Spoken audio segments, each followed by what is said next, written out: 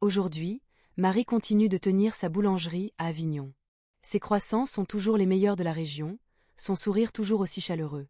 Ses clients ne sauront jamais qu'elle a sauvé leur vie. Parfois, quand elle voit des touristes aux allures suspectes, Marie observe discrètement. Reflex DGSE. Mais maintenant, elle sait qu'elle peut reprendre du service si la France en a besoin. Car parfois, les vrais héros ne portent pas d'uniforme.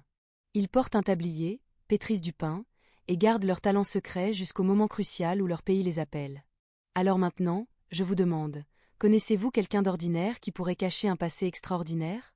Avez-vous déjà soupçonné que votre voisin, votre commerçant, pourrait être un ancien agent secret? Partagez vos histoires dans les commentaires. Parce qu'aux histoires humaines, nous croyons que nos protecteurs les plus efficaces se cachent parfois derrière les façades les plus banales, et qu'ils sont prêts à reprendre du service pour sauver des vies. Merci de regarder.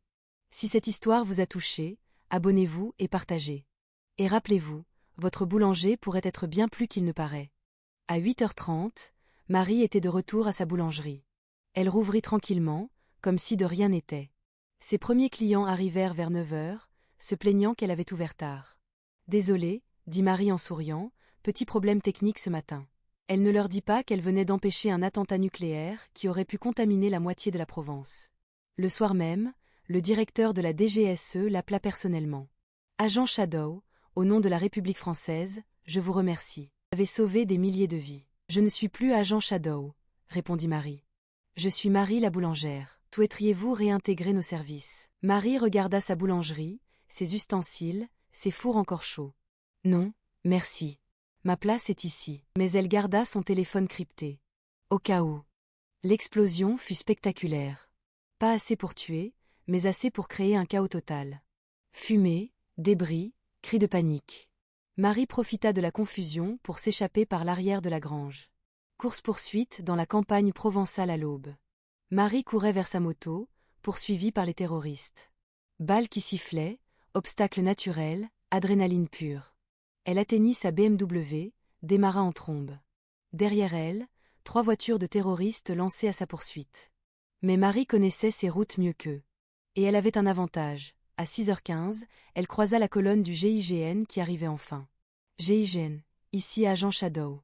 Terroristes en fuite, 3 véhicules, direction sud. La prise en chasse fut brève. 15 terroristes contre 20 agents d'élite du GIGN, l'issue ne faisait aucun doute. Al-Qassem et sa cellule furent arrêtés avant 7h du matin. Vous me connaissez? Demanda Marie, gardant son arme pointée sur lui. Agent Shadow. Syrie, 2008. Vous avez détruit notre première cellule. Nous n'avons jamais oublié. Marie réalisa avec horreur qu'elle était tombée dans un piège. Il savait qui elle était, il l'avait attirée ici délibérément. Tout ça, c'était pour moi, pour vous éliminer, et accessoirement détruire Marcoule. 2 objectifs en un. Al-Qassem siffla.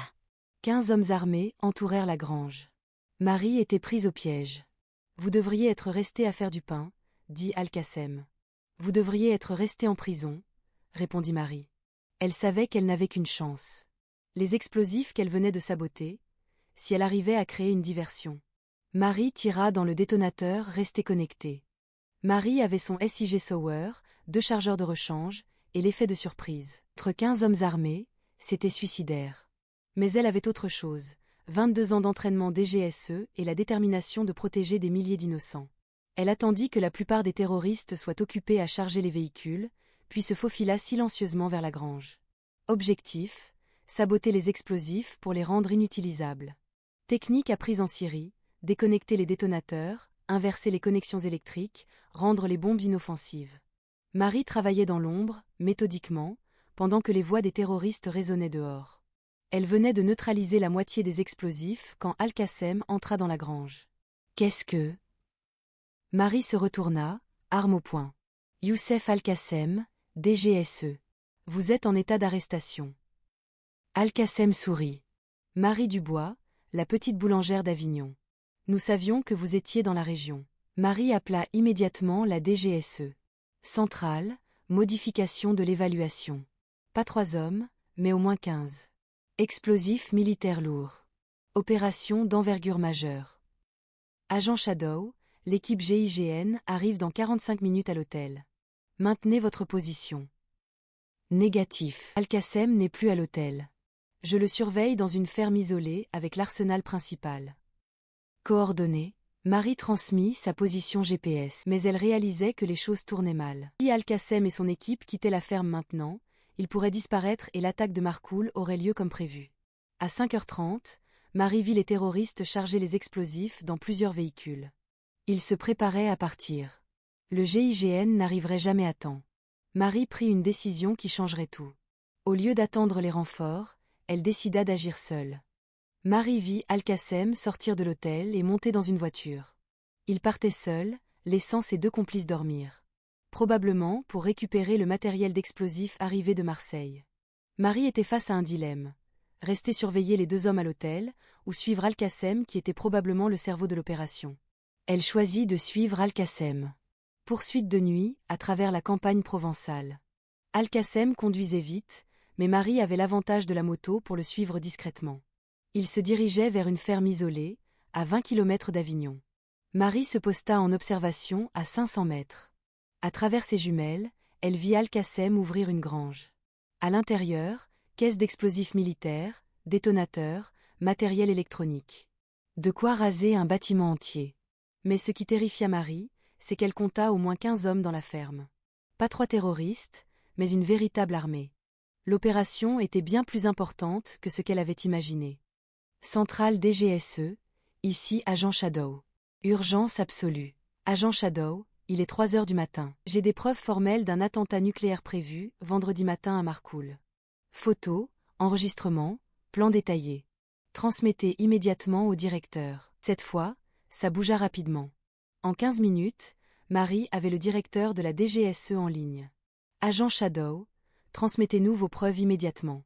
Si elles sont authentiques, nous déclenchons le plan Vigipirate urgence absolue. Marie envoya tout via son téléphone crypté. Photos, enregistrements, coordonnées de l'hôtel, identité des terroristes.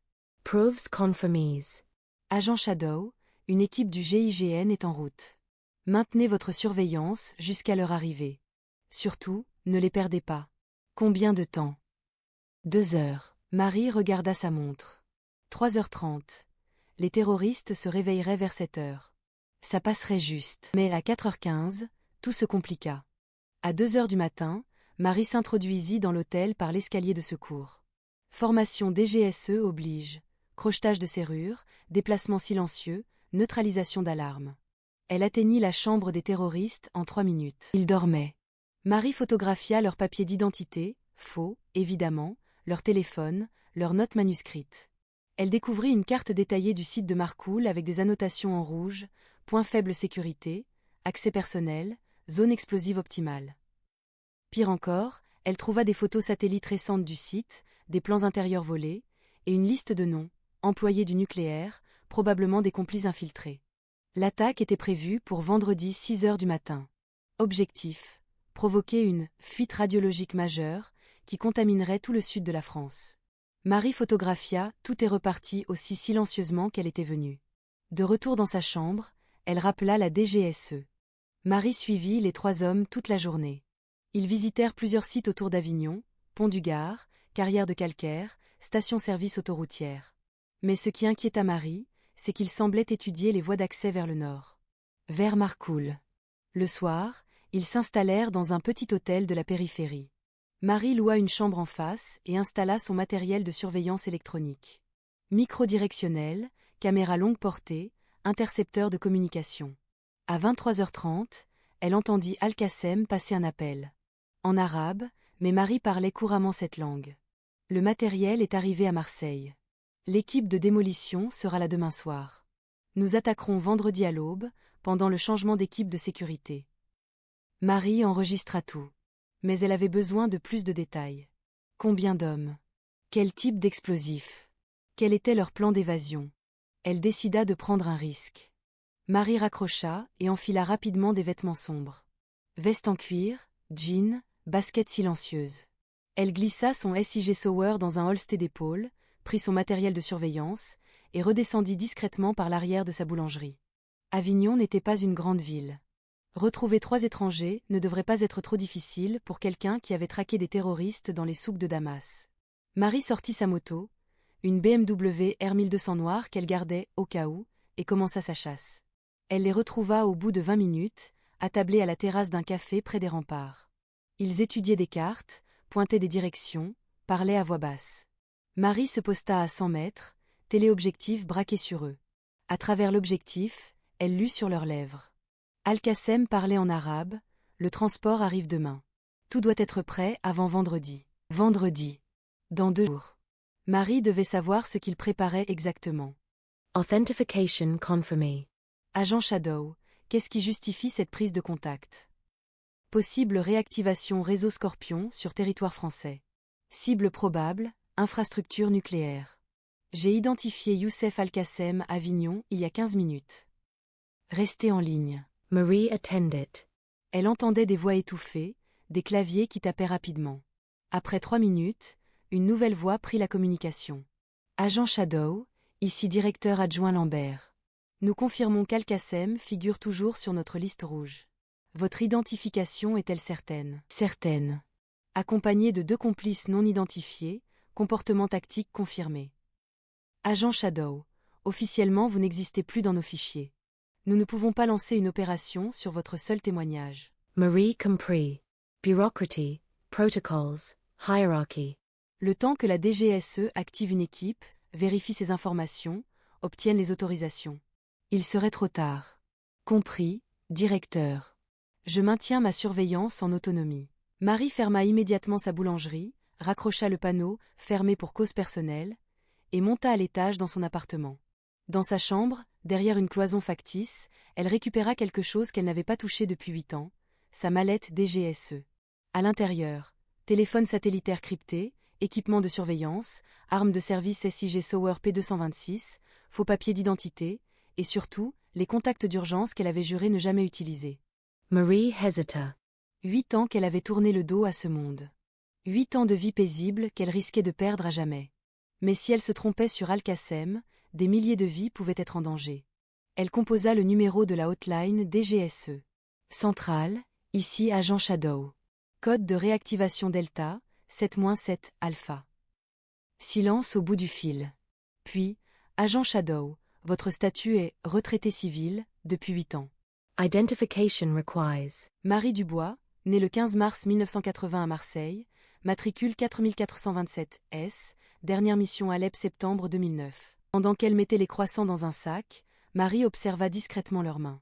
Callosité spécifique aux armes à feu. Muscles développés caractéristiques d'un entraînement militaire. Et surtout, leur regard. Ils scrutaient l'intérieur de la boulangerie comme s'ils mémorisaient les sorties, les angles morts, les positions tactiques. Soudain, ça lui revint. Syrie, 2008. Dossier, réseau Scorpion. Cellule terroriste internationale spécialisée dans les attaques d'infrastructures critiques. Le 3e homme s'appelait Youssef Al-Qassem, artificier expert, recherché par Interpol. Marie sentit son sang se glacer. Si Al-Qassem était ici, à Avignon, ce n'était pas pour le tourisme. Cette cellule ne s'attaquait qu'à des cibles stratégiques majeures.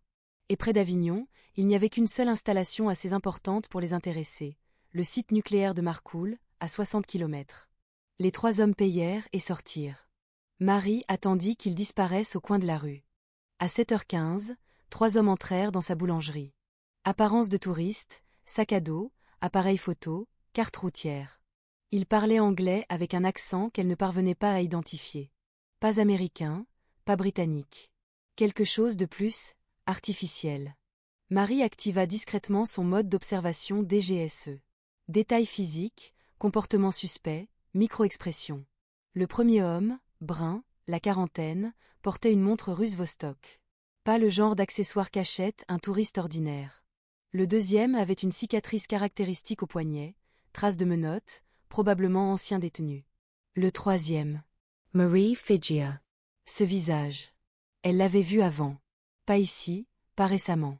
Mais quelque part dans ses dossiers DGSE, dans ses souvenirs d'opérations passées. Bonjour, dit le premier homme en français, avec le même accent artificiel. 3 croissants, s'il vous plaît. Marie sourit professionnellement et prépara leur commande, mais son cerveau d'espionne tournait à plein régime. Mais tout avait changé en 2009, lors de sa dernière mission en Syrie. Marie traquait une cellule terroriste qui préparait des attentats en Europe. Elle avait réussi à démanteler le réseau, mais avait dû faire des choix impossibles. Cette nuit-là, elle avait décidé qu'elle en avait assez de vivre dans l'ombre et la violence. Elle avait demandé sa réintégration civile en 2010. La DGSE avait accepté à contre-cœur de perdre l'un de ses meilleurs éléments. Marie s'était installée à Avignon, avait acheté cette petite boulangerie, et avait reconstruit sa vie autour de la farine et du levain. 8 années de paix. 8 années à se lever avant l'aube pour pétrir la pâte, à voir sourire ses clients, à participer aux fêtes du village. Marie avait trouvé sa rédemption dans la simplicité du pain quotidien. Ce mercredi 23 octobre 2024, Marie préparait sa fournée matinale quand elle sentit que quelque chose n'allait pas. Marie Dubois ouvrait sa boulangerie, aux Délices d'Avignon, chaque matin à 5h30. À 44 ans, cheveux châtains attachés sous son bonnet blanc, tablier fleuri, elle incarnait parfaitement la boulangère de village provençal. Ses croissants étaient réputés dans tout Avignon, ses baguettes croustillantes, son sourire chaleureux. Depuis 8 ans, elle était Marie la boulangère. Avant cela, pendant 22 ans, elle avait été agent de première classe à la DGSE, Direction générale de la sécurité extérieure. Service d'espionnage français. Marie avait opéré sous le nom de code Shadow dans 47 pays. Syrie, Irak, Afghanistan, Russie. Spécialiste du contre-espionnage et de l'infiltration de cellules terroristes. 89 agents ennemis neutralisés. 156 opérations réussies. Médaille de la Défense nationale à titre exceptionnel. Marie avait été l'une des meilleures espionnes de sa génération. Quand Marie avait quitté la DGSE, elle avait coupé tous les liens. Les services secrets, les opérations, les espions, elle avait tout laissé derrière elle pour ne faire que du pain. Mais ce matin-là, les hommes qui entrèrent dans sa boulangerie étaient les membres de la cellule terroriste qu'elle avait traquée 15 ans plus tôt. Les mêmes visages, les mêmes noms de code, le même danger. Et cette fois, leur cible était l'installation nucléaire d'Avignon, dans sa petite ville. Bienvenue aux histoires humaines. Avant de commencer cette histoire puissante d'espionnage et de révélations héroïques, dites-moi dans les commentaires de quelle ville de France vous regardez cette vidéo aujourd'hui. Et si vous croyez que nos gardiens secrets veillent parfois sous les apparences les plus ordinaires, abonnez-vous pour nous aider à honorer ceux qui protègent la France dans l'ombre.